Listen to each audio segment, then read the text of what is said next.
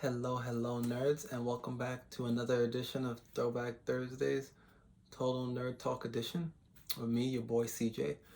So today, we're talking about a series pretty near and dear to my heart that was honestly introduced to me in the year 2000 by my older sister Denise during a very difficult time in my life where I needed to really dig into my imagination and find some joyful things. And it's none other than the series of books you see behind you by the Harry Potter series by the wonderful J.K. Rowling. So, Harry, the boy who lived, a little more I think needs to be said about that. From 1997, from the Sorcerer's Stone novel to the 2001 film adaptation, I gotta say, a lot was accomplished in 10 years with this series. From Sorcerer's Stone novel, 97, to Deathly Hallows novel, 07, 10-year gap, 7 books. Right there, you see them. Pretty dope stuff. As far as the film adaptations, 2001 to 2011, 10 years again, that's pretty wicked for something monumental that, believe it or not, blew her mind, the creator's mind, for what it would actually become.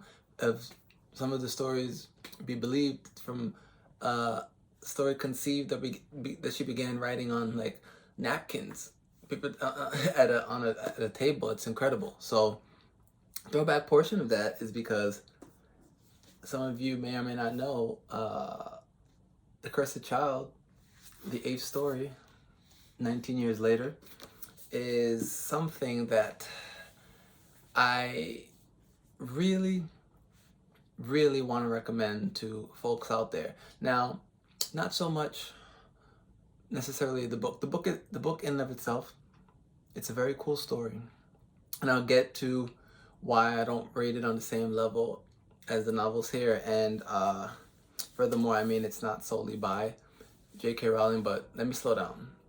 First things first,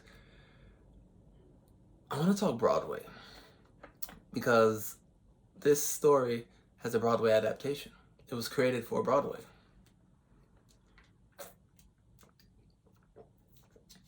And I sip my water here, I have one of my favorite mugs from the Broadway production. I just get a little emotional because of everything going on. We don't have Broadway right now. And who's to say when we will again? But you know what? No, I'm confident that Broadway will return strong and safe, in a safe manner.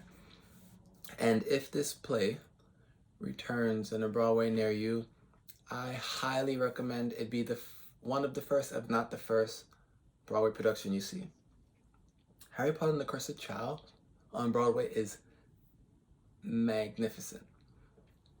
The way the whole auditorium is the show. They even have like a hashtag keep the secret, because the work they put into this production, special effects, the walls, the stage, the costumes, incredible. I've seen quite a few Broadway shows. My wife and I, Broadway's a thing we love. Our first year together, we saw so many Broadway shows, and it's really sad we couldn't do that much this year. And I'm really sad that I'm recommending some. Well, I'm not. I want you guys to have something to look forward to. And Broadway, in and of itself, is a great art, and there's a lot of nerdy things to be found there. So, off the Broadway soapbox, this here, it reads as a play does. So you see, with acts and scenes and the characters. So essentially, the characters we love, the boy who lived in his crew, Harry, Hermione, Ron, they're older. Harry's with Ginny, Hermione's with Ron. You know, they have kids.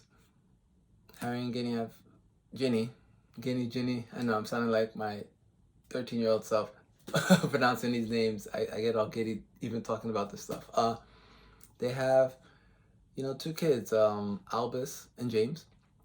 So there's, it's chronicling them at Hogwarts, what they go through, who he meets, his buddy, Scorpius and what they get into. It has a lot to do with the lineage of the main characters we know in the series and some trouble they get into. And it is pretty purposeful and meaningful, I'd say, as a story. Again, it's not the same, but is it ever really with sequels of this manner? But it's still a good, very good story. But what makes it very good is how great the Broadway adaptation is. Like top 3 to 5 Broadway shows, or top 3 Broadway shows I've ever seen, because of what they did and the way the magic was brought to life in a way you may not have thought possible. It's not it's no cinematography magic. It's Broadway. It's right then and there. They did things on that stage that I still wonder how. Hector, you owe it to you and Karen to see part 2. I shouldn't be calling you out, but I'm calling you out. I'm mad that you only saw 1 part. Yeah, guys, this is a 2-part Broadway show. You either were fortunate enough to get tickets to see both parts in one day, or myself, for one of my birthday gifts, saw it in back-to-back days. You go and you come back the next day, or 2 days over the course of that weekend. But that's how it is. It's really worth it. Maybe it'll come on a streaming service or a TV, depending on what happens in the future. But again, I'm optimistic Broadway will return and that you can see it. Now, back to the reading portion, because again, you guys know I'm an avid reader and I really want to support that in nerdology, if I can coin that term, in the sense that all of you out there listening, okay? It's a pretty good read. 2016 is when this all happened. So, I mean, that's 5 years after the movies ended, a good 9 years after the books ended. 2016, it all got together. Jack Thorne collapsed, entered J.K. Rowling's world. Shout out to John Tiffany, and they made this work. And it's beautiful, and I really hope we can continue talking about it after this pandemic ends and Broadway returns. I hope that the cast, everyone can get this back out there, and I hope that you guys can all see it or experience it in some way. But you can all get your hands on the book, all right? And if you're not into Harry Potter, you got a lot of catching up to do. 8 films, 7 books, all right? The world's expanded, Fantastical Beasts, so many other books, so many other things. Check it out, you owe it to yourself. The magic is real there. There's so much paraphernalia from the series that we have, from wands we got made at museum events, to little coasters, to our shirts, to our official wands, from the theme parks in Orlando, Florida. It's just a beautiful world that really has a deep place in my heart, and something I want to pass on that you can pass on to future generations, your kids, all right? It's dope stuff. You wouldn't be disappointed. Thanks for listening. Nerd out.